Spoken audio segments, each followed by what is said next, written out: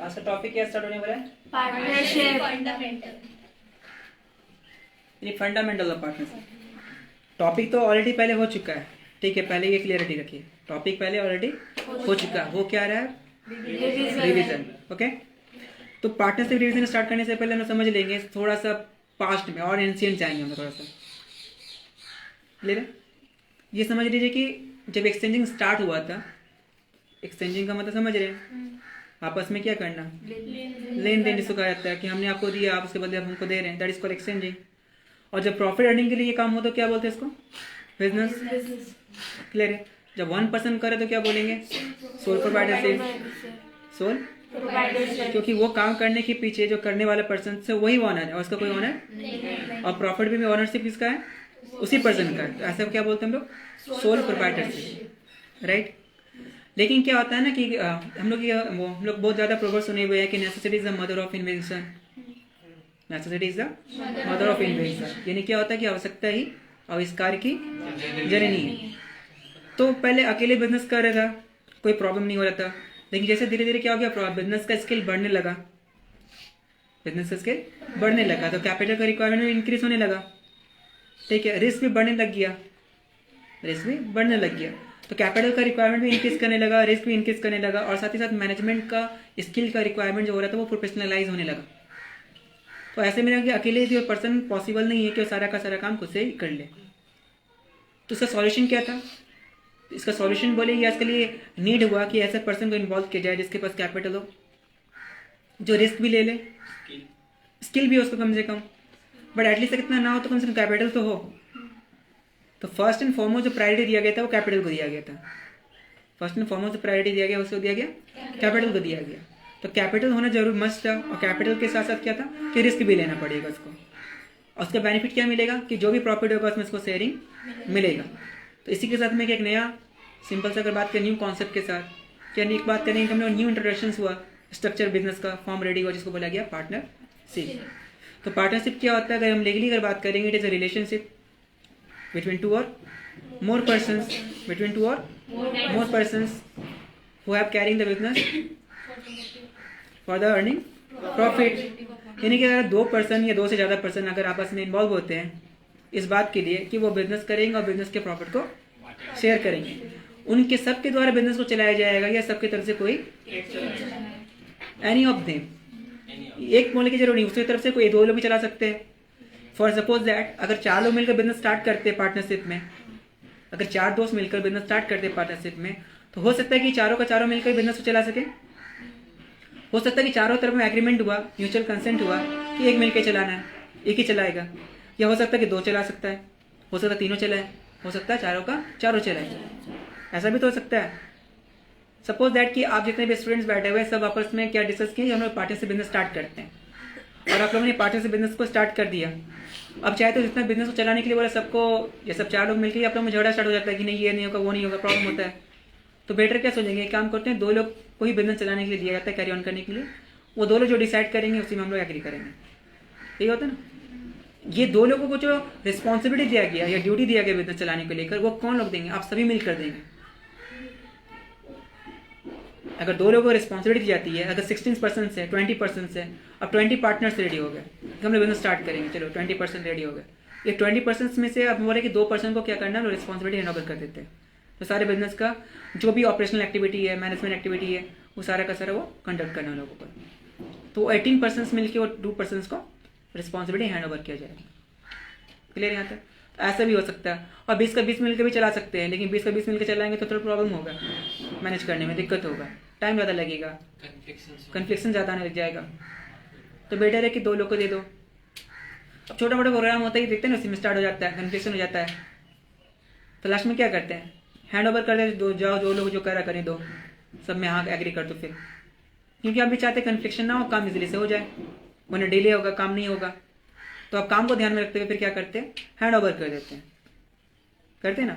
But आपका consent रहता है, चाहे वो आपका फ्रीली कंसेंट हो या फिर नॉन फ्रीली हो, बट कंसेंट तो रहता है, एग्री कर जाते हैं इस बात के लिए।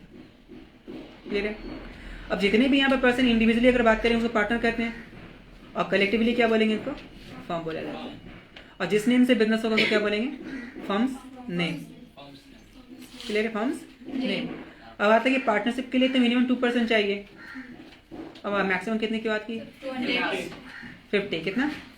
50। तो मिनिमम 2% चाहिए पार्टनरशिप बिजनेस स्टार्ट करने के लिए और मैक्सिमम 50 से ज़्यादा नहीं हो सकता है। अगर ऐसा हो गया तो फिर क्या हो गया? बिजनेस इलीगल हो गया। क्लियर?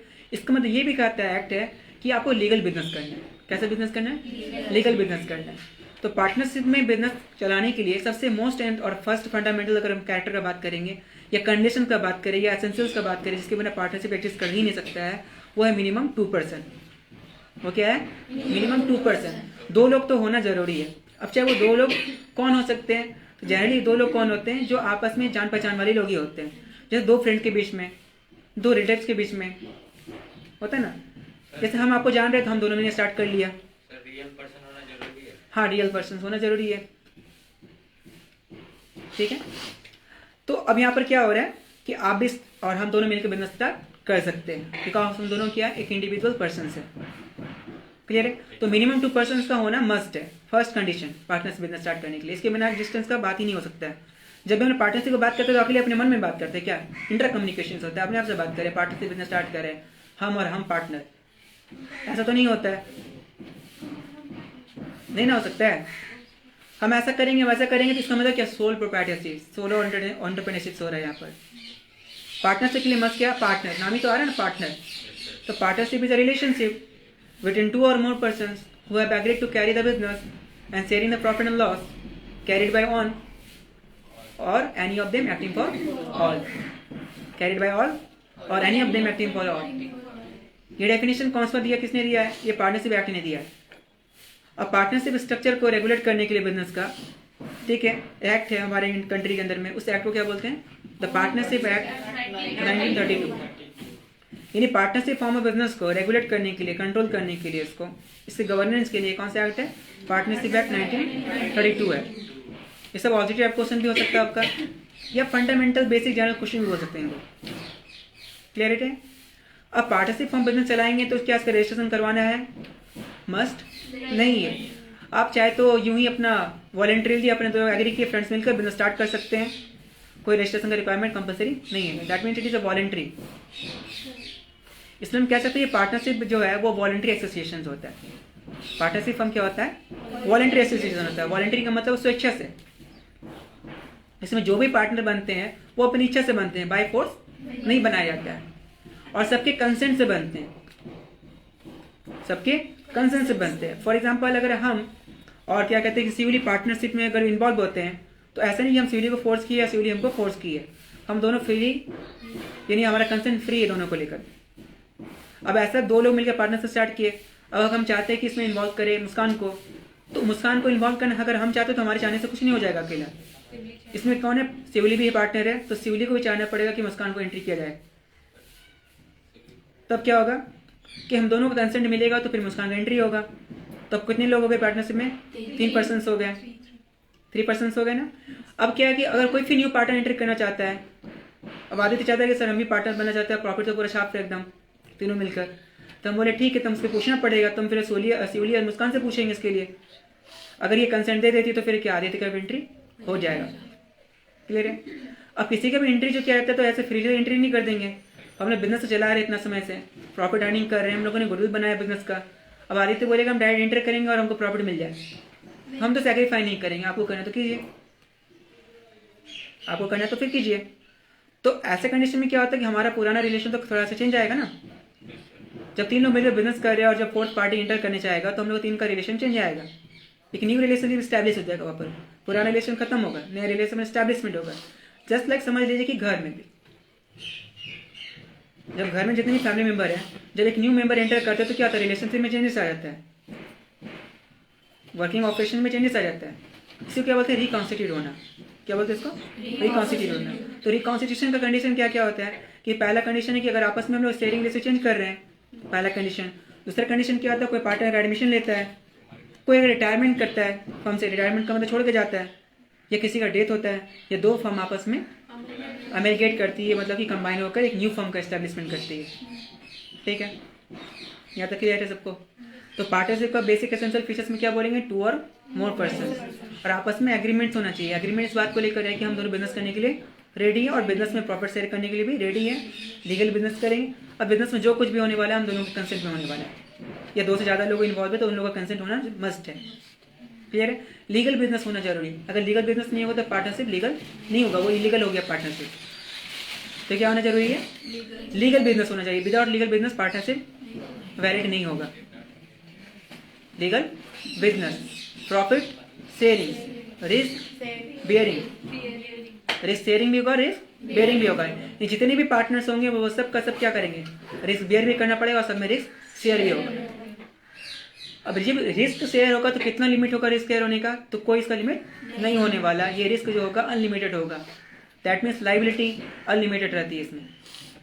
अनलिमिटेड लाइबिलिटी का मतलब क्या होता है? अनलिमिटेड लाइबिलिटी का मतलब ये होता है कि आप अगर कैपिटल दे दिए 1 लाख रुपीज़, बिजनेस लॉस में जा रहा है, आप बोलेंगे हम फ्री हो गए, हम नहीं देंगे कुछ भी, अब हमको मतलब नहीं, हम 1 लाख रुपये दिए, मेरा लॉस चला गया, हम नहीं देंगे, ऐसा नहीं हो सकता। अगर मान लीजिए कि आप बिजनेस, हम लोग बिजनेस में, हम शिवली मुस्कान 3 लोग बिजनेस कर रहे हैं, क्लियरिटी यहाँ तक है। अब हमारा बिजनेस क्या हो रहा है? पूरा लॉस में जा रहा है। जब लॉस होता है बिजनेस तो कैपिटल लॉस होता है। आप सुनते हैं ना जिसको लेकर है कि तुम लोग खा खा के क्या कर पूंजी लॉस करा देगा। लॉस होता तो पूंजी जा रहा है मेरा, तो लॉस होने से कैपिटल क्या हो जाता है? लॉस हो जाता है। लॉस होने से कैपिटल लॉस होता है। जब लॉस अगर बात करते हैं, थोड़ा और भी बात कर लेते हैं। इफ लॉस, अगर लॉस होता है तो कुछ नहीं लॉस हुआ। Capital loss is something loss. Customer, अगर कस्टमर लॉस होता है क्या बोलते हैं इसको? अगर कैपिटल लॉस हुआ तो नथिंग इज लॉस्ट। अच्छा, कस्टमर अगर लॉस हो गया तो goodwill loss means everything is loss. इसके रेफरेंस में बताया गया है कि अगर कैपिटल लॉस हो जाता है तो कुछ नहीं लॉस हो, समझ लीजिए। आज के अगर डेट में अगर बात करेंगे, अगर पूंजी डूब गया तो उतना मैटर नहीं करता है। अब देखिए, मैटर उन लोगों के लिए करेगा जिसको पूंजी को इकट्ठा करने में बहुत मेहनत करना पड़े। बट जनरली अगर हम लोग ओवरऑल बात करेंगे तो if capital is lost then nothing is lost. If customer is lost something is lost. If goodwill is lost everything is lost. ये भी पता हम लोगों को। तो अगर कैपिटल अगर लॉस हो रहा है तो कैपिटल भी लॉस हो रहा है। अब जब कैपिटल लॉस हो रहा है तो फिर आपका भी कैपिटल जा रहा है, आपका भी कैपिटल जा रहा है, मेरा भी कैपिटल जा रहा है, यानी जितने भी पार्टनर सबका कैपिटल जा रहा है। अब कैपिटल लॉस होने के कारण क्या हो गया? कुछ तो बचा नहीं है। अब उस समय बिजनेस में अगर लोन है, असेट्स भी लॉस होकर चला गया, क्योंकि जब लॉस होता है तो असेट भी लॉस होता है। अगर अकाउंटिंग क्वेश्चन का अगर आपको अप्रोच अगर अच्छे से पता अगर है तो मैंने बताया था ना, जब लॉस होता है तो कैपिटल भी लॉस होता है और असेट्स भी लॉस होता है, दोनों साइड माइनस होता है। For example loss by fire, आग लग गया तो स्टॉक भी लॉस, असेट्स लॉस हुआ, और जब ये लॉस हुआ तो कैपिटल भी लॉस हो गया। दोनों होता है ना, यानी असेट्स भी माइनस हो रहा है और कैपिटल भी माइनस हो रहा है। अगर इस तरह से लॉस होता है तो असेट चला गया और कैपिटल चला गया, अगर आप लोन भी अपने लिए तो लोन को कैसे पेमेंट करेंगे आप? अब शिवली और मुस्कान बोले कि मेरे पास तो कुछ है नहीं देने के लिए, मेरा पर्सनल प्रॉपर्टी है नहीं, तो हम पे आउट तो नहीं कर सकते हैं। सर आपके पास तो है प्रॉपर्टी, अब यूज़ कीजिए, आप बेचिए, अपना बाइक बेचिए, आप ज़मीन बेचिए, अपना मोबाइल बेचिए, अपना किडनी बेचिए, ठीक है। वो तो अपना बोलेंगे हम फ्री हो जाएगी ना, ये लोग बोलेंगे हमारे पास तो कुछ है ही नहीं। दूसरी बात यहाँ पर भी है कि वो लोग माइनर पार्टनर है, माइनर है, बिलो 18 एज है। हम इन लोग लॉस के लिए इन लोग को नहीं इसको रिस्पॉन्सिबल ठहरा सकते हैं, सिर्फ प्रॉपर्टी मिल लेगा इन लोगों को शेयर। हम ले लिए कि लोगों के पास बहुत पैसा था, पैसा के लिए ले लिए इन लोगों को। अब बोल भी दें लोगों को सिर्फ प्रॉफिट मिलेगा, आप लोगों को प्रॉफिट में शेयरिंग मिलेगा, लॉस में कोई bearing. That means only profit sharing, loss no bearing. लेकिन लॉस हो गया, लॉस हो गया तो फिर भी लोग रेडी हो गई है, कैपिटल लॉस भी कोई दिक्कत नहीं है, लेकिन ये फ्री हो जाएगी। हम अपना कैपिटल क्यों देंगे लॉस हुआ तो सारा रिस्पॉन्सिबिलिटी किसके ऊपर आ गया। और पार्टनरशिप बिजनेस में क्या होता है? Generally close contacting. पार्टनर्स में कौन रहते हैं? आज जान पहचान के लोग ही रहते हैं। अब बिजनेस में क्या होता है? लोकल एरिया में ही होता है पार्टनरशिप का, और जितने भी जान पहचान के लोग होते हैं उसको बोलेंगे कि मेरा लॉस हो गया, there is no separate entity practically, simple से बात है। अकाउंटिंग बताता है, जब आप अकाउंटिंग करने जाते हैं तो अकाउंटिंग कॉन्सेप्ट क्या है? स्टार्टिंग बताता है entity concept. First concept is separate entity concept, यानी बिजनेस और ओनर दो सेपरेट पर्सन है। बट प्रैक्टिकली अगर बात करेंगे तो सोल प्रोप्राइटरशिप में और पार्टनरशिप में कोई सेपरेशन नहीं रखा गया।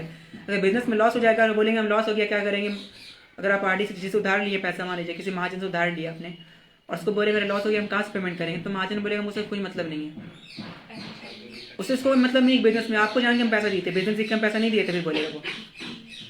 तो प्रैक्टिकली को समझना है, प्रैक्टिकल केसेस को समझना है। तो थ्योरेटिकल जरूर है कि there is separate entity between the owner and business, but practically there is no separate entity between the owner and business in sole proprietorship form and partnership form और business organisation. इसलिए क्या हो गया, liability हो गया यहाँ पर unlimited. यानी जो बिजनेस का है वो ओनर का है, जो ओनर का है वो बिजनेस का है। तो अगर आप बोलेंगे बिजनेस का जो ओनर का, यानी owner is equal to business, business is equal to owner. हम बता रहे देखो ना, बिजनेस में लॉस हो चुका है, तो business is equal to owner, business का लॉस मतलब मेरा लॉस, हम कहाँ से देंगे? तो बोला कि owner business equal to owner ना, ओनर तो आप तो सब चीज़ के भी ओनर है, अपना पर्सनल प्रॉपर्टी दिखाने लगेगा मेरा, आपका तो बिल्डिंग है, ज़मीन है, उसके भी तो ओनर है ना, वो तो आपके पास है अभी, उसको पेमेंट कीजिए, उससे पेमेंट कीजिए आप। इसी को कहते हैं कि अनलिमिटेड लायबिलिटी कहा जाता है।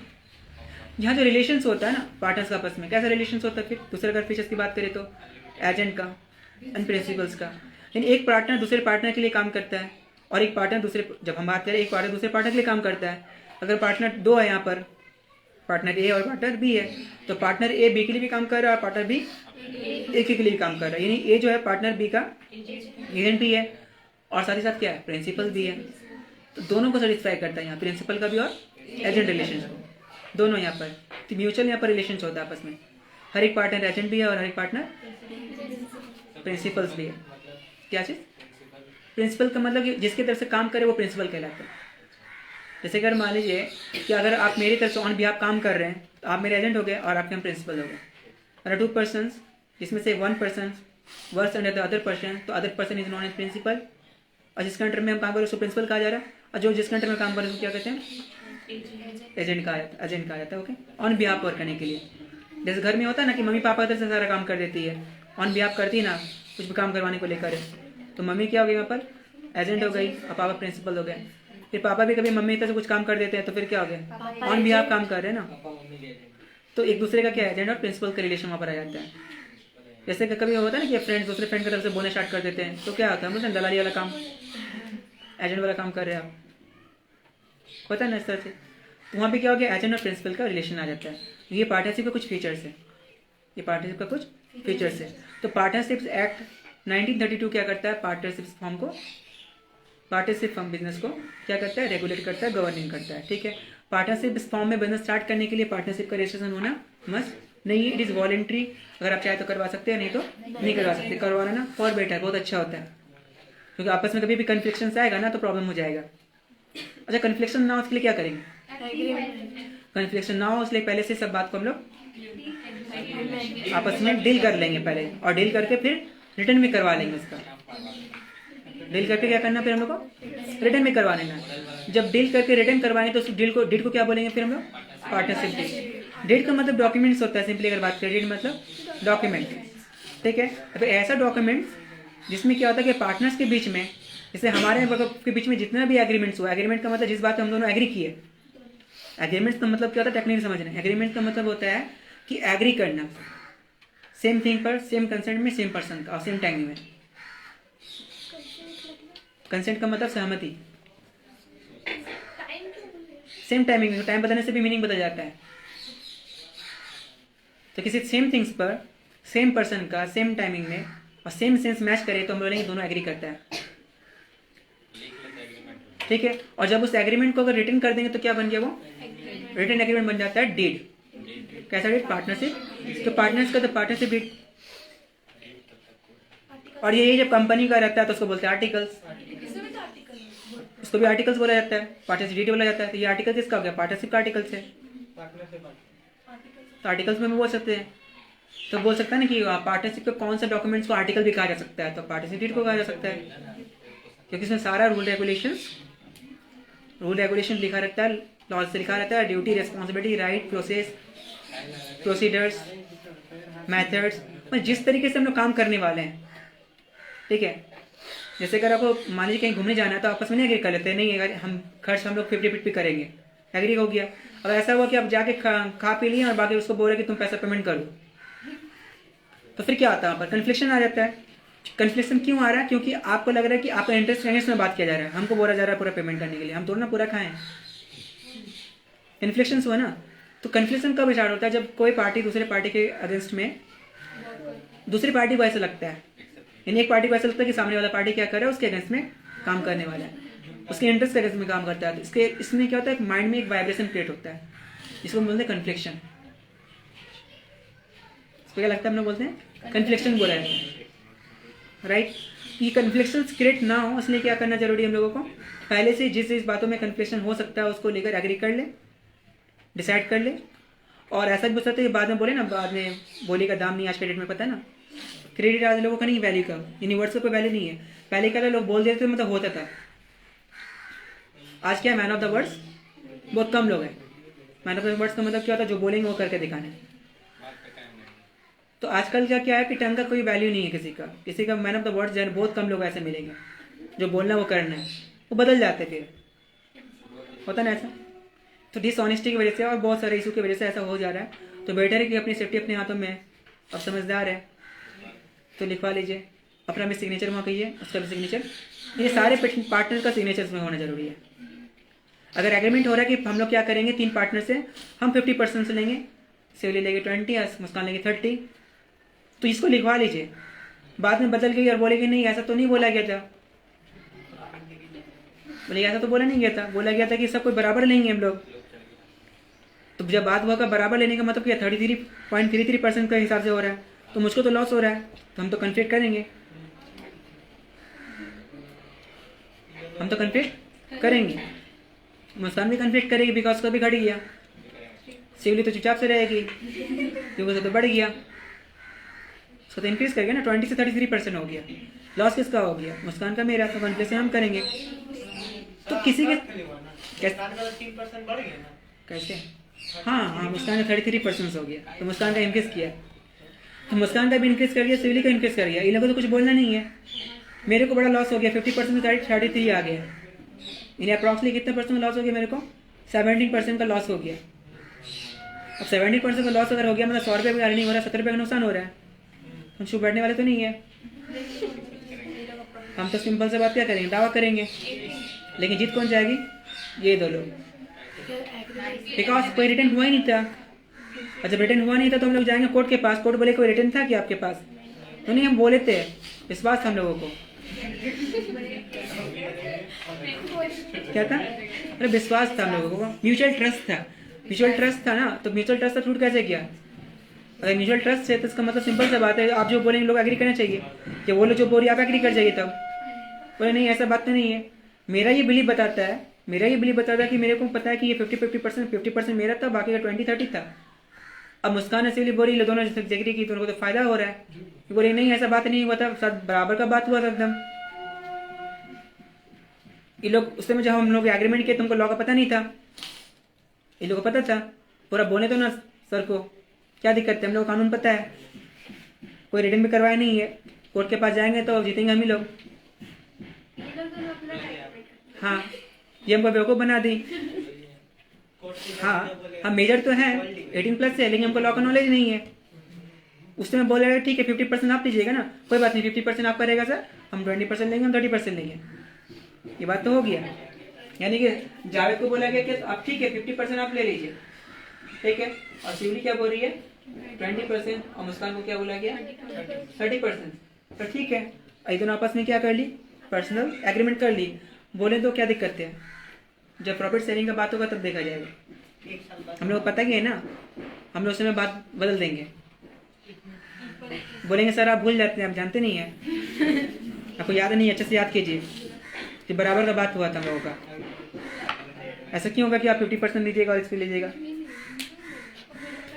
और हम लोग फंसा भी देंगे, हम लोग कानून पता है, हम लोग बात माना भी जाएगा, क्यों, क्योंकि हम लोग माइनर है, हम लोग को प्रूव नहीं करना पड़ेगा कि हम लोग के साथ गलत हुआ है, सर को प्रूव करना पड़ेगा कि सर हम लोग के साथ गलत किया है, नहीं है, ये बात आता है लॉ के अकॉर्डिंग, कि हमको प्रूव करना पड़ेगा कि मैंने वैसे कुछ नहीं किया है, यानी फिड्यूसरी रिलेशन के अकॉर्डिंग मैंने इसका फायदा नहीं उठाया है, ये हमको प्रूव करना पड़ेगा। ये लोगों को बोलेगी नहीं सर तो बोले थे, ये गलत बोल रहे, झूठ बोल रहे हैं, तो कोर्ट मान लेंगे लोगों बात को, हमको प्रूव करना पड़ेगा कि हमने इन लोगों के साथ में फायदा नहीं उठाया, कि हम 50% बोले से लेंगे, ऐसा कुछ नहीं किया, हमने बोला था।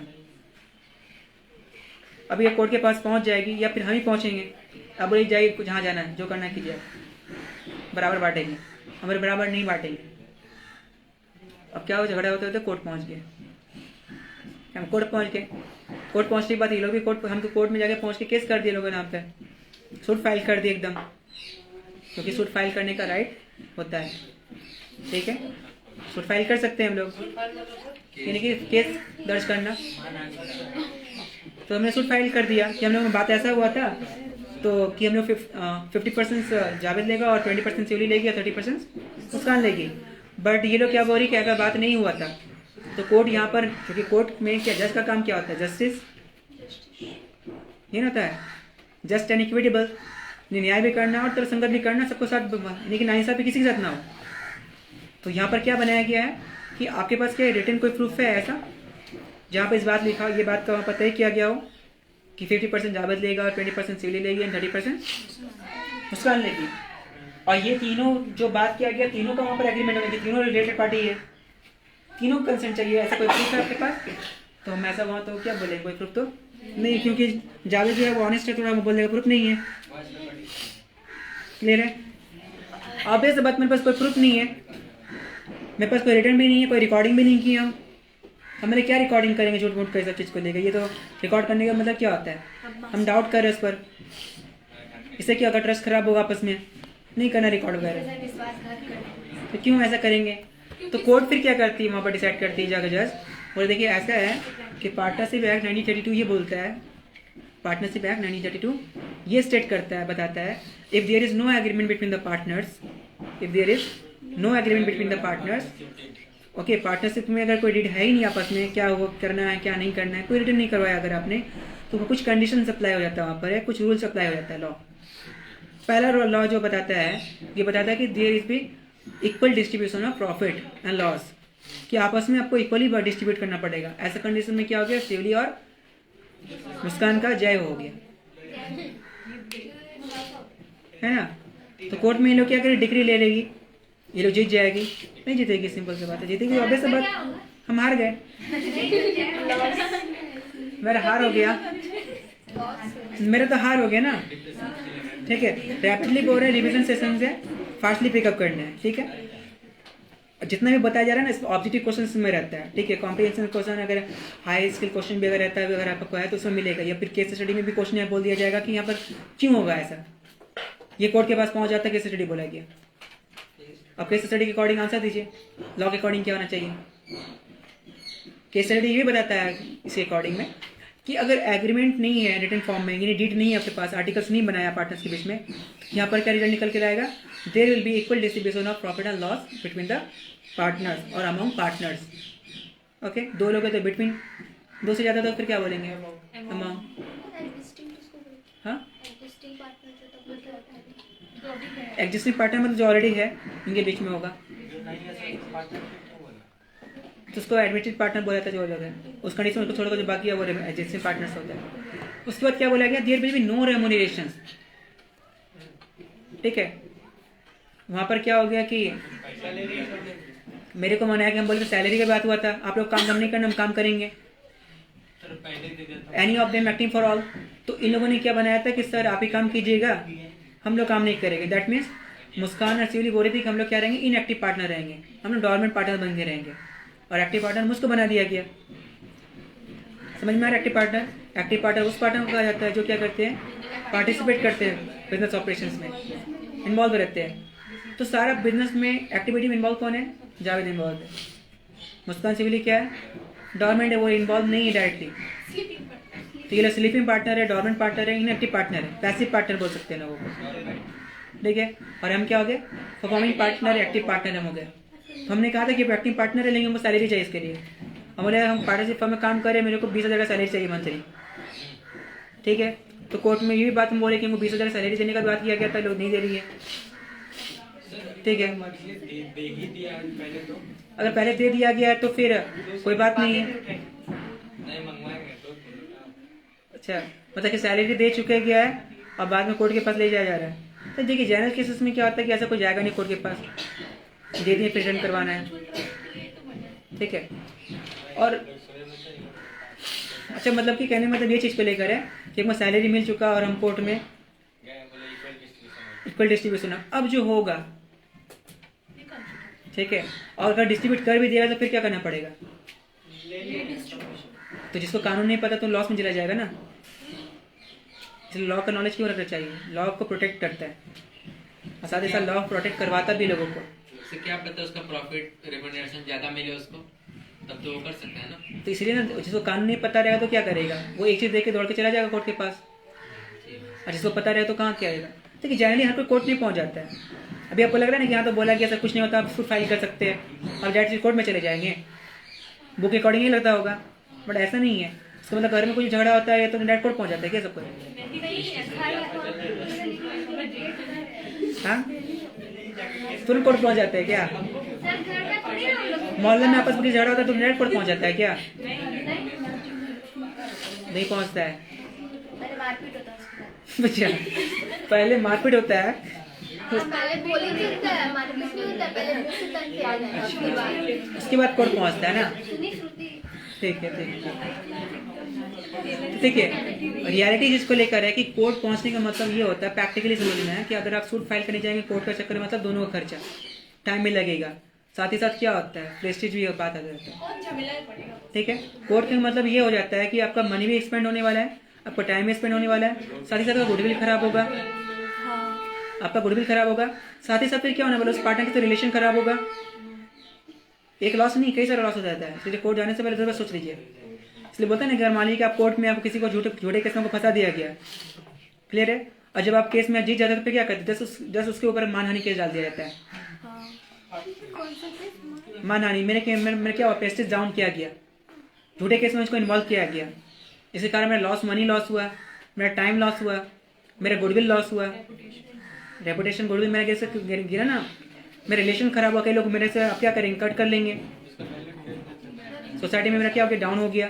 अब इसका मुझको क्या करना पड़ेगा, कंपेंसेशन देना पड़ेगा सामने वाले को,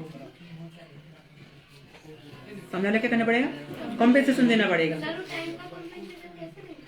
तो जितना लॉस हुआ उसके बदले पड़ेगा मेरे को, हम फाइल करेंगे, मेरे को 20 लाख रुपए चाहिए। जैसे 32 वाले प्रिंसिपल्स में क्या हुआ था, सुने थे ना सर शायद, कि मानहानि केस पे ज़्यादा डाल दिया जाएगा, कि झूठा फंसाया गया अगर केस जीत जाएंगे तो। जैसे जब फंसाया गया था किसी स्कूल के प्रिंसिपल वगैरह, जैसे मान लीजिए आप हमको फंसा दिए कि सर मैंने गलत किया मेरे को सर, अब मेरा मानहानि हो गया ना, मेरा टाइम भी जा रहा है, मेरा उसके साथ मेरा मनी भी लॉस हो रहा है, मेरा प्रेस्टीज भी, रेपुटेशन भी गिर रहा है, सब कुछ गिर रहा है, और कोर्ट में जाकर हम प्रूव कर दे कि ये सब रॉन्ग था। ठीक है, प्रोसिक्यूशन के अकॉर्डिंग क्या हो गया कि ये प्रूफ हो गया कि हम ऑफेंस, जिस ऑफेंस अपराधी के लोग अपराध थमा दिया था वो अपराधी हम नहीं है। ठीक है, प्रोसिक्यूशन किया गया था, बट ये कंफर्म नहीं हुआ कि हमने क्रिमिनल एक्ट में थे। अगर हम बच गए, यहाँ पर हमको डिग्री मिल गया, अब हम आपको जस्ट उसके ऊपर क्या केस कर सकते हैं कि इसके कारण क्या हुआ, मेरा मानहानि हुआ, मेरा रेपुटेशन गिरा, रेपुटेशन गिरा, प्रेस्टीज डाउन, प्रेस्टीज इशू। ठीक है, कई सारा लॉस हुआ ना, और जितना दिन तक हमको कोर्ट में जाना पड़ा तो मेरा तो मनी भी एक्सपेंडिचर हुआ, कोर्ट का खर्चा भी हुआ, जितना दिन हम काम नहीं करें उसमें भी लॉस हुआ मेरा इनकम। अगर मान लीजिए कि हम सैलरी कमाते हैं या सैलरी के बेसिस पे काम करते हैं, कहीं पर भी करते हैं किसी कंपनी के अंदर में, झूठे केस में उसको फंसा दिया गया, अगर हमको एक दिन महीने में कोर्ट जाना पड़ रहा है, तो एक दिन कोर्ट अगर जा रहा है तो मेरा एक दिन का सैलरी कट रहा है वो भी, और कोर्ट में जितना खर्चा हुआ वो भी, जितना मेरा कोर्ट में खर्च हुआ, जितना मेरा सैलरी कटा वो भी चाहिए हमको। ठीक है, इसके कारण जो मेरे रिलेशन खराब हो रहा है उसका भी पैसा चाहिए मुझको, मेरे रेपुटेशन पे बात आ चुका है, दाग लग चुका है, उसका भी हमको पैसा चाहिए। नौकरी से भी निकाल देता है। हम वैल्यू, गुडविल का वैल्यू कैलकुलेट करेंगे। कैसे होगा सर? अगर मान लीजिए कि आप मान लीजिए कि आप क्या कहते हैं कि स्कूल के टीचर है, प्रोफेसर से, इंजीनियर है, आपके ऊपर दाग लगा दिया गया, आपको झूठा केस कर दिया गया, तो एक आता है ना, देखो इंजीनियर साहब ने ऐसा किया, आप एक सीए है, आपका केस कर दिया गया कि आपने क्या किया, फ्रॉड किया कंपनी के साथ, कंपनी के इंटरनल ऑफिसर से मिलकर आपने फ्रॉड किया कंपनी के साथ। ठीक है, और कोर्ट में फिर प्रूफ हो गया कि आपने ऐसा कुछ भी नहीं किया, तो आपके सीए, आप एज ए सीए थे ना, तो जल्दी कोई आपसे कांटेक्ट करेगा कोई कंपनी, ये फ्रॉड सीए है, तो आपका तो क्या हो गया, फिर रेपुटेशन गिर गया, और रेपुटेशन गिरने के बाद क्या होगा, फ्यूचर में कितने टाइम रेपुटेशन बनने में टाइम लगेगा आपको, तो इसका कंपेंसेशन करना पड़ेगा ना, करना तो पड़ेगा। समझ में आ रही बात? ओके, आप कह सकते हैं अगर मानहानि कर देगा तो आप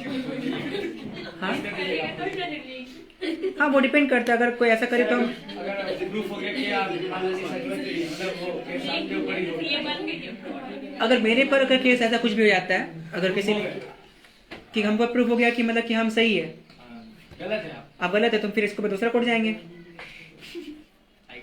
हम हाई कोर्ट जाएंगे। तो वो तो आप अपील कीजिएगा ना। हाँ, तो हाई कोर्ट जाइएगा साहब, तो जेल में हो जाएगा ना उसके बाद। नहीं ऐसा नहीं है, जाने का सेंस है नहीं। हम नहीं जा सकते जेल में। एंटीसिपेटरी बिल ले लेंगे। एंटीसिपेटरी बेल ले लेंगे। हम बोल सकते हैं कि बहुत सारा मेरे वकील के पास क्या रहेगा, एडवोकेट के पास बहुत सारा बात रहेगा बोलने को लेकर। ये तो उसका हायर किए चले चल जाएंगे तो हायर क्या क्योंकि मेरे पास एलएलबी की डिग्री तो नहीं, जब की तरह से लड़ेंगे जाके वहाँ पर। कस्टडी में तो लेकिन रख ही देगा ना। कस्टडी में रखे तो हम एडवोकेट को अपना हायर करेंगे ना।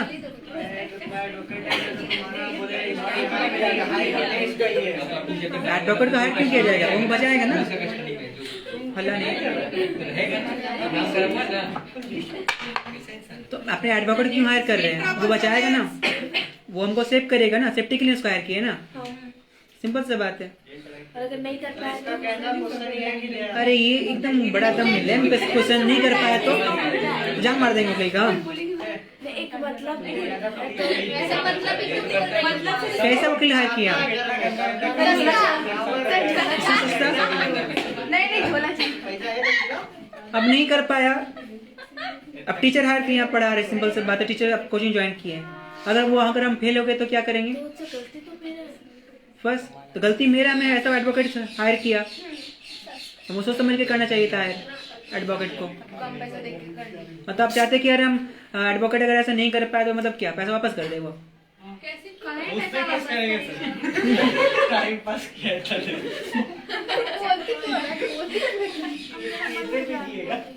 नहीं तो मन को थोड़ा कंट्रोल कीजिए ना कि ऐसा क्वेश्चन में क्यों पूछे थोड़ा सा। जल्दी से बांध दो।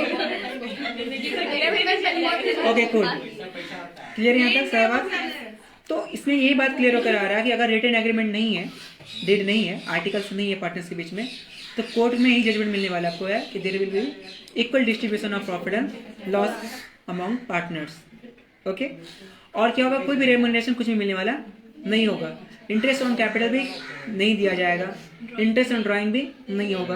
अगर किसी ने लोन दिया पार्टनर्स ने फर्म को, ठीक है, फॉर एग्जांपल अगर मान लीजिए कि हम अगर लोन दिए हैं फर्म को, ठीक है, मैंने कैपिटल कंट्रीब्यूट किया था लोन, तो उसमें 6% इंटरेस्ट मिल जाएगा मुझको। यहाँ थोड़ा सेफ्टी है मेरा, क्लियर है। और फिर क्या होने वाला है, और ये चीज़ होगा कि हमको राइट रहेगा अकाउंट चेक करने का, बुक चेक करने का, सभी को राइट रहेगा। सर क्या बोले, हम अगर किसी को लोन दिए तो हमको हम नहीं, मतलब कि हमने फर्म को लोन दिया है, पार्टनर्स ने फर्म को लोन दिया, तो जो वो पार्टनर्स अगर फर्म को लोन देता है तो 6% इंटरेस्ट मिलेगा उसको एनुअल। हम कहीं और से लोन लिया तो उसको तो मिलेगा ही, तो एग्रीमेंट करेगा ही ना। तो दिया है तो हम किसी और को दिया तो उसमें तो डील होता है, एग्रीमेंट्स के बात अकॉर्डिंग आएगा। ये एक्चुअली मेन जो डिस्प्यूट्स है ना पार्टनर्स को लेकर है, कि पार्टनर्स के बीच में अगर डिस्प्यूट्स हो रहा है तो उसको सॉल्यूशन कैसे निकालेंगे विदाउट अगर रिटन कंसेंट अगर है तो। मार्केट रेट के अकॉर्डिंग 6% है। बाहर वाले मतलब बाहर वाले से रोल देगा तो उसको भी 6% ही मिलेगा। बाहर वाले को देखिए डील के अकॉर्डिंग है, ये बाहर वाले का ना, ये जो सिंपल सा बात है कि in the absence of partnership deed जो प्रोविजंस है पार्टनरशिप एक्ट 1932 के अंदर में, उस प्रोविजन को इतना ही मेंशन किया गया है। सर बाहर वाले से मिलेगा तो वो तो एग्रीमेंट पर डिपेंड करता है बाहर वाला कितना देगा। फिक्स रहेगा। तो सर इतना नहीं से मतलब इतना सारा 6% हाँ, चेंज नहीं किया गया, फिक्स्ड है। करना चाहिए। इकोनॉमी के अकॉर्डिंग डिसाइड होता है ना।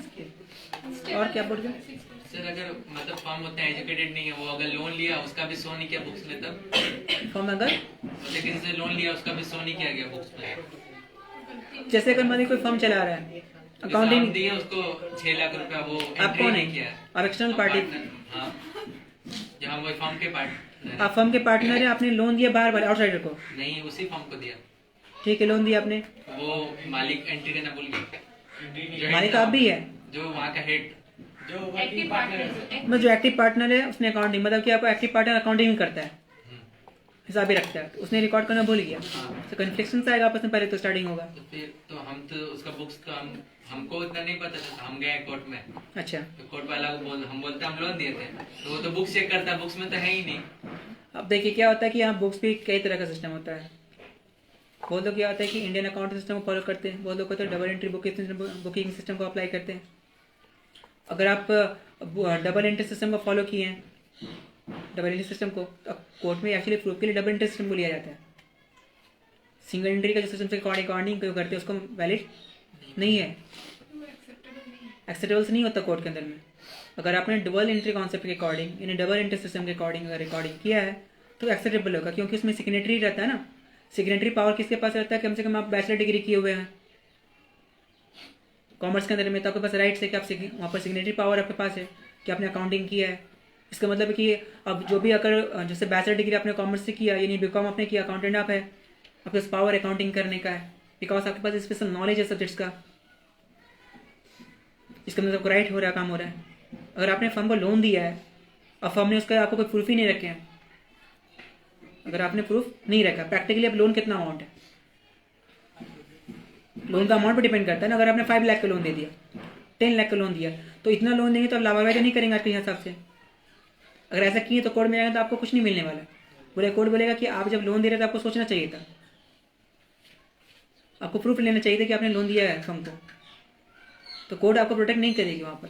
कोर्ट आपको क्या करेगी वहाँ पर, आपको एडवाइस करेगी कि अगली बार से अभी लोन दे आप तो एक प्रूफ ले लीजिए। तो बिल देगा ना हमको? हाँ बिल देगा, तो बिल दिखाइए आपने। इतना तो कॉमन सेंस होगा कि इतना अमाउंट है तो हाँ अगर नहीं है तो कोई बात नहीं है, आप इतना 2 लाख 5 लाख रुपए का लॉस करके सीख लीजिए। आफ्टर 18 के बाद अगर कहा जाता है, आफ्टर मेजोरिटी, जनरली जो एज है मेजर एज है 18 ईयर्स होता है, तो मेजोरिटी एक्ट के अकॉर्डिंग, माइनॉरिटी एक्ट भी है, मेजोरिटी एक्ट के अकॉर्डिंग भी है कि आफ्टर 18 ईयर्स, ठीक है, जनरल जो एज बताएगी 18 ईयर्स के बाद, आप ये नहीं बोल सकते कि हमको नहीं पता था। अगर आप बोलते नहीं पता था इसके कारण आपको लॉस हो गया तो बच नहीं सकते आप,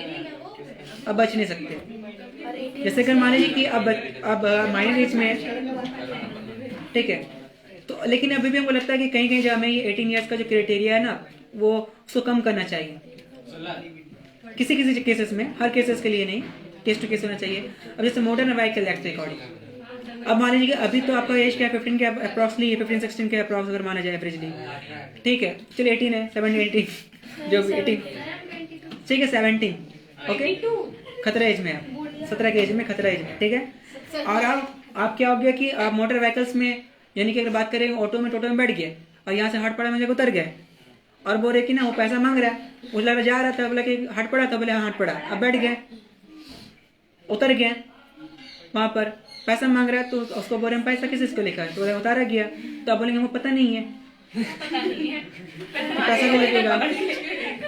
अब ये क्या प्रैक्टिकल है? ऐसा प्रैक्टिकल तो नहीं है, समझ आ रहा बात को? तो क्या चीज पागल हो गए, अब से पागल हो तो वजन मैट्रिक्स हो गया। बट जनरली अगर हम जनरली बात करें हम लोग तो ऐसा नहीं होता है, ठीक है। हाँ अगर वो पागल है, इसको हम लोग क्या बोलते हैं कि लुएंडिक पर्सन, इडियट पर्सन, ड्रंकार्ड, इन लोग पर लॉ अप्लाई नहीं होता है, इन लोगों पर लॉ अप्लाई नहीं होता है। जब वो ड्रंकार्ड, अगर बात करें ड्रंकार्ड का मतलब क्या, जो ड्रिंक किया हुआ है, तो ड्रिंक की हालत में जब वो नशे में होता है, ठीक है, उसमें क्या, तो उसका मेंटल स्टेट ऐसा होता है कि उस समय जो वो करेगा उसके लिए उसको प्रिंसिपल नहीं किया जाएगा। और फॉर एग्जाम्पल अगर बात करें ना, ज़्यादा जाइए मत, गजनी मूवी देखिए, जिस टाइम पीरियड में क्या होता है उसको पता नहीं होता, मेंटल इसका कंडीशन रहता है, ऐसे कंडीशन में जो कॉन्ट्रैक्ट किया जाएगा वो वैलिड नहीं होगा। जो बहुत ज़्यादा बीमार है, ठीक है, बहुत ज़्यादा टेंशन में, स्ट्रेस में, उस समय जो बात किया जाता है ना उसमें वैलिड भी नहीं होता है। फॉर एग्जाम्पल कि अगर बहुत ज़्यादा तबीयत खराब है, ठीक है, और मान लीजिए कि बहुत ज़्यादा तबीयत खराब है और वहाँ पर क्या किया, पापा से क्या होगा, जमीन पर नाम लिखवा लिया अपने कागज पर, क्या देते हैं, ठीक है। आदित्य क्या करता है, आदित्य पापा का तबीयत बहुत खराब है, पापा से पैसा मांगता है आदित्य को मिलता नहीं है, ठीक है, वो क्या करता है, पापा वो स्कूल का फॉर्म में साइन करना है, ऐसा करके कर लेता है। वो पापा से, आज का जमाना खराब हो गया, पापा से कर रहे, वो चाचा कौन से लेगा, पापा अपने बोलेंगे पापा गलती से लिखा दिया, अरे पापा का तो मिलेगा, चाचा का ना। अच्छा चलिए चाचा का कर लिए, पापा चाचा का पूरा तबीयत खराब है, पूरा तबीयत खराब है, बड़ा एक्यूट फीवर में है, चला के दे देंगे, एक्यूट फीवर में है, ठीक है। अब ऐसे कंडीशन में क्या होता है, उनका मेंटल स्टेट तो ओके नहीं ना है, डिसऑर्डर है, ऑर्डर में तो नहीं है ब्रेन उनका। अब ऐसे कंडीशन में अगर आप सिग्नेचर ले भी लेते तो वो बैठ नहीं होगा, जब उनको ये कि नॉर्मल कंडीशन में अगर आएंगे उसमें वो क्लेम कर सकते हैं कि उसे मेंटल कंडीशन में ओके नहीं था और उस कंडीशन में जैसे साइन लिया गया, तो कोर्ट को क्या करेगी, प्रोटेक्ट करेगी आपके चाचा को। ये बात प्रूफ करना पड़ेगा ना। हाँ, तो दिखाई नहीं आता कोई कोई मूवी का सीन में कोर्ट का सीन चलता है कि पागल था वो इस तरह से, होता ना। हाँ यार भी, मतलब सब गलत काम में दिमाग कैसे लगाना है, चोरी कैसे करे, बेईमानी कैसे करे।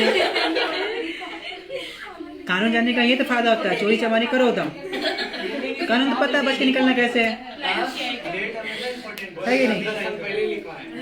बच के निकलना कहाँ से पता है अच्छे तरीके से, क्योंकि लॉ पता है। तो कहाँ गलती करेंगे तो वहाँ से बच सकते हैं, लॉ से भी पता है। ज़्यादातर लॉ का वॉयलेशंस करते हैं। लॉ का वॉयलेशन क्या करते हैं, लॉ मेकर ही करते हैं, क्योंकि पता है कि इसका फिर न्यूट्रल कैसे करेंगे इसको हम। सिंपल सी बात है। तो खैर वो तो प्रोटेक्ट किया जाएगा। तो ये तो समझ लेना कि there is no remuneration, no interest on capital, no interest on drawing, equal shares in profit and loss. ठीक है। और क्या बताया गया, कमीशन भी नहीं मिलेगा आपको, 6% मिलेगा इंटरेस्ट ऑन लोन। ओके। और भी यहाँ पर समझना है कि हर एक पार्टनर्स को राइट होगा कि वो अकाउंट्स को चेक कर सकता है, बुक ऑफ अकाउंट्स को। हर एक पार्टनर्स को फर्म के क्या कहते हैं असेट्स में राइट मिलेगा। ठीक है। असेट्स में भी राइट होगा, लाइबिलिटी में भी शेयर्स को लेना पड़ेगा। ठीक है। हर एक को राइट इस बात को लेकर है कि कोई पार्टनर का इंटर करना चाहता है या फिर रिटायरमेंट ले चाहता है, सभी का कंसेंट लिया जाएगा। क्लियरिटी यहाँ तक है। इसमें केस स्टडी वाइज क्वेश्चन भी हो सकता है आपका, है नोटिस कीजिएगा, केस स्टडी वाइज क्वेश्चन दे सकते हैं। ओके। तो आज का टॉपिक यहीं तक क्लियर हुआ कि फंडामेंटल ऑफ पार्टनरशिप बताया गया, मीनिंग, कैरेक्टर्स, ओके, डेट क्या होता है बताया गया, पार्टनरशिप डेट के एब्सेंस में क्या कंडीशन अप्लाई हो जाता है ये बताया गया, और साथ ही साथ क्या बताया गया, डेट्स के अंदर में क्या क्या बातें रहती है। क्लियर है। बाकी का टॉपिक जितने भी हम लोग डिस्कस नेक्स्ट क्लास में करेंगे और उसको अकाउंटिंग में जाएंगे इसका। Okay. Deed and agreements, written agreements वो क्या होता है, देखिए एग्रीमेंट का मतलब होता है कंसेंट। वो ओरल भी हो सकता है एग्रीमेंट और रिटन भी हो सकता है। रिटन एग्रीमेंट्स होगा तो डीड बोलेंगे। जैसे होता है कि मेरे दादा ने जमीन बोला था उसके नाम पे है, तो बोला था ना, एग्रीमेंट क्या था, पर रिटन था, कोई प्रूफ नहीं है तो कोई वैलिड नहीं होगा। और बोलते ना यही गलती के लिखवा लेना चाहिए था हम लोगों को। सुनते होंगे ये सब चीज़, भरोसा करके बोल देते हैं। तो एग्रीमेंट तो हुआ था, बट कैसा एग्रीमेंट हुआ, ओरल एग्रीमेंट हुआ था। जब एग्रीमेंट रिटर्न होने लग जाता है कि क्या बोलेंगे इसको, फिर डीड बोलते हैं। मतलब डीड है, कागज दिखाओ। इसको आम बोलचाल की भाषा में क्या होता है, कागज दिखाओ। हाँ, तो वो पार्टनरशिप के बीच में डीड हो जाएगा। नहीं, एग्रीमेंट तो है ही। वो एग्रीमेंट का मतलब होता है एग्री करना। अब हम मोरली एग्रीमेंट कर रहे हैं ना, हम कह रहे हैं कि देखिए आप पढ़ने के लिए आने यहाँ पर कोचिंग क्लास लेने के लिए आप रेडी हुए, और हम इस बात से रेडी हुए कि हम आपको क्लास देंगे। फी को लेकर भी आप एग्री किए, हम दोनों एग्री किए ना। तो फी को लेकर, क्लास को लेकर हम दोनों ने एग्री किया, सेम थिंग्स पर, सेम सेंस के साथ, सेम टाइम में और सेम पर्सन में। हमारे आपके बीच में क्या कहलाएगा, एग्रीमेंट हुआ। अभी जो एग्रीमेंट क्या हो रहा है, ओरल हो रहा है। अब जब ये रिटन फॉर्म में हो जाता है क्या बन गया, फिर वो डीड कहलाएगा। In written agreement is called known as deed. अब पार्टनरशिप के बीच में अगर हो रहा है तो क्या होगा, पार्टनरशिप डीड। ऐसा डेट है जो हिंदी में लिखा हुआ है, ठीक है। जो मेरे पार्टनर साइन तो मार दिया, उसको हिंदी नहीं आती, केस कर दिया बाद में जाकर, हमको हिंदी नहीं आता है, झूठ साइन ले लिया उसको। जब पार्टनर्स को हिंदी अगर नहीं आता है तो चाहिए उसको क्या, कि जो उसको लैंग्वेज का नॉलेज है उससे पढ़ाए, उसके बाद वो साइन करे। कर दिया 18 एज प्लस था तो बाद में साइन किया, लेकिन हम नहीं जानते था कैसे। हाँ, तो गलती आपका है। इंटरप्रेटर रहता है ना, गलती मेरा इंटरप्रेटर नहीं पढ़ दिया हम लोग को। सर बस एक क्वेश्चन है ये, इसी के अंदर में तो हाँ 12 नंबर लाइबिलिटी। हाँ पूछिए, सर क्वेश्चन पूछिए। X, Y and Z are partners sharing profit and losses equally. Their capital balances on 31st March are 80,000, 60,000 and 40,000. Repeating कीजिएगा फिर से statement. X, Y and Z are partners okay.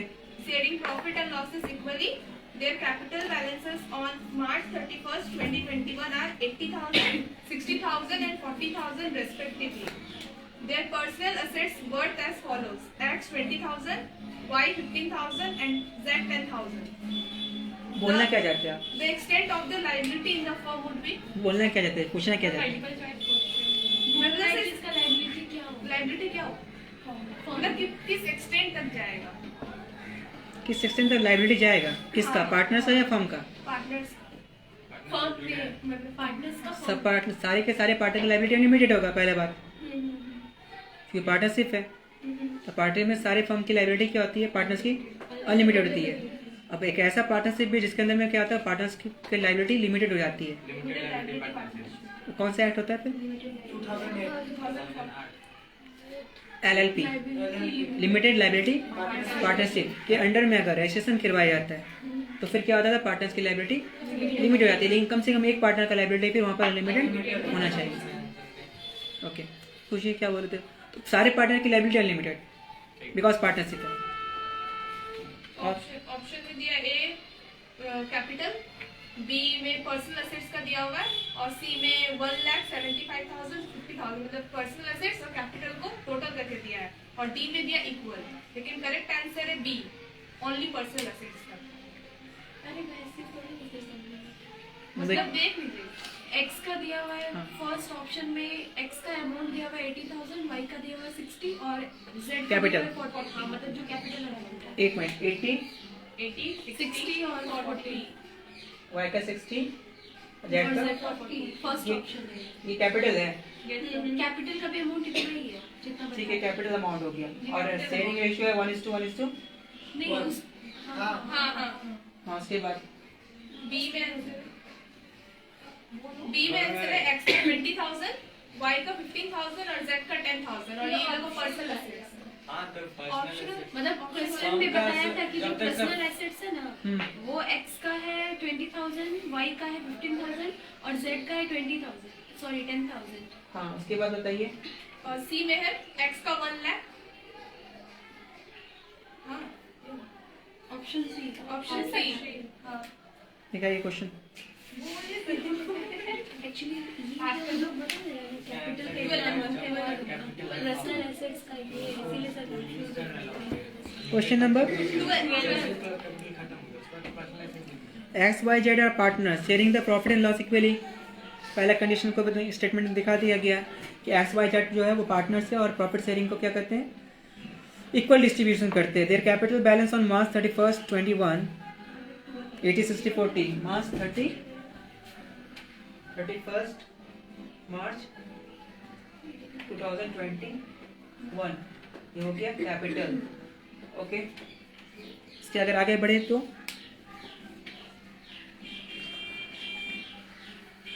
their personal assets are worth rupees 20,000, 15,000 and 10,000. Okay, or the extent of their liability in the firm would be,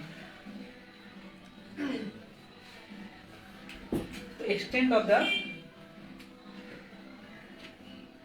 बस ये line का meaning question बोला कि उसका जो है लाइबिलिटी कितना तक होगा, ये ना पूछा गया है। Extend of their liability in the firm, firm में उसकी लाइबिलिटी कितनी होगी, कैपिटल जितना लगाएगा तो लाइबिलिटी है ही उसका, ठीक है। और जो उसका पर्सनल प्रॉपर्टी वो भी देना पड़ सकता है ना, इन केस अगर लॉस हो रहा है तो कैपिटल लॉस भी हो गया तो क्या देना पड़ेगा उसको, पर्सनल प्रॉपर्टी देना पड़ेगा। तो टोटल कितना उसका लाइबिलिटी फर्म को लेकर 1 लाख रुपया।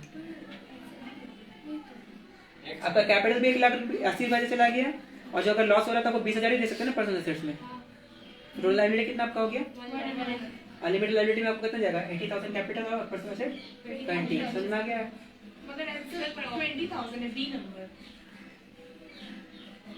एक्स का या वाई या जेड का, थोड़ी क्वेश्चन को देख लेने दीजिए। तो एक्स का दिखा रहा है extent of their liability in the firm would be X 80,000, Y 60,000, Z 60,000 और बी का दिया 20,000, 15,000, 10,000। अब क्वेश्चन में ये बताया जा रहा है एक्सटेंट ऑफ देयर लाइबिलिटी, उसके लाइबिलिटी का एक्सटेंट कहाँ तक जा सकता है, तो पर्सनल एसेट जितना है वही इसका लाइबिलिटी का एक्सटेंट होगा। हाँ, यानी कि पर्सनल प्रॉपर्टी जो होगा आपको उतना ही लाइबिलिटी रहेगा एक्स्ट्रा। तो 1 लाख भी तो ऑप्शन में है। तो 1 लाख जो दिया हुआ है और 75,000 50,000 मतलब टोटल वो चला गया। इनके पास इंटरनल भी और एक्सटर्नल दोनों मिला कर बात कर रहे हैं, कितना एक्सटेंट तक जाएगा तो वो उससे हम बात करें पर्सनल एसेट्स। हाँ, कैपिटल लॉस हो जाने के बाद वो अपना पर्सनल एसेट भी क्या करना पड़ेगा, कंट्रीब्यूट करना पड़ेगा in the case of loss of the business. तो लाइबिलिटी क्या एक्सटेंट तक जाएगा, ये हॉट्स क्वेश्चन के अंदर में आता है। हाँ, okay, forming a partnership deed. अब फॉर्मिंग अ पार्टनरशिप डेट, अगर पार्टनरशिप डेट फॉर्मिंग करना क्या मैंडेटरी है, नॉट मैंडेटरी या mandatory in writing,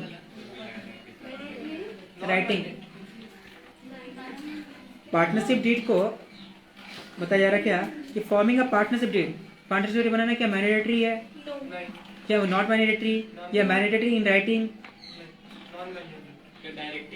mandatory in writing, writing में ये भी नन ऑफ दी अबव, उसमें से कुछ भी नहीं। Okay, partnership deed is also called, partnership deed को क्या बोला जाता है? ठीक है, ये सब क्वेश्चन में आ सकता है कि पार्टनरशिप डीड को क्या बोल सकते हैं हम लोग? आर्टिकलशिप, सर इसके पहले वाला Articles. नन ऑफ दिस होगा। हाँ, तो एक और ऑप्शन में था सर। अच्छा, पार्टनर की लायबिलिटी कैसे रहती है? Limited, unlimited, sir non mandatory वाला ऑप्शन। क्या बोले? मैंडेटरी भी ऑप्शन है। नहीं नॉन मैंडेटरी पे ऑप्शन है। उसमें मैंडेटरी ऑप्शन है, नॉन मैंडेटरी नहीं बनाना ही नहीं है। Voluntary.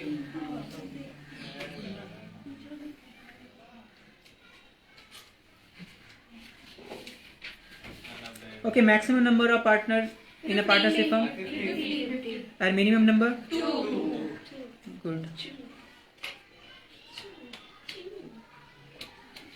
In case of partnership, the act of any partner, यानी किसी एक्ट का मतलब यहाँ पर लॉ से नहीं है, एक्ट का मतलब जिससे सिंपली वर्क से लेकर है। Act of any partner is binding on all partners, ये binding on that partner only और binding on all partner except that particular partner और none of the above. Except वाला अगर मान लिया कि जितने भी लोग पार्टनरशिप बिजनेस कर रहे हैं सब मिलकर है, अब एक पार्टनर ने ऐसा कुछ काम किया तो क्या इसका जो इस काम के लिए सभी रिस्पॉन्सिबल होंगे या जिस पार्टनर ने गलती की वही रिस्पॉन्सिबल होंगे या उसको छोड़कर बाकी सब रिस्पॉन्सिबल होंगे? सभी को। मतलब सिंपल सा बात है, अगर 3 लोग मिलकर काम कर रहे हैं XYZ, एक्स ने कोई गलती किया तो सबका रिस्पॉन्सिबिलिटी सबको मिला, एक्स को भी भुगतना पड़ेगा, वाई को भी भुगतना पड़ेगा और जेड को भी करना पड़ेगा, सभी को। यानी गलती कोई भी करे भरपाई तो सबको करना पड़ेगा। एक तरह से लॉस क्लियर कर रहा है सब पार्टनर, तो ये कैसे बोल सकते हैं कि लॉस क्लियर कर रहा है तीनों पार्टनर? हाँ, सबको प्रॉफिट वो सबको लेगा और लॉस वो सबको लेगा।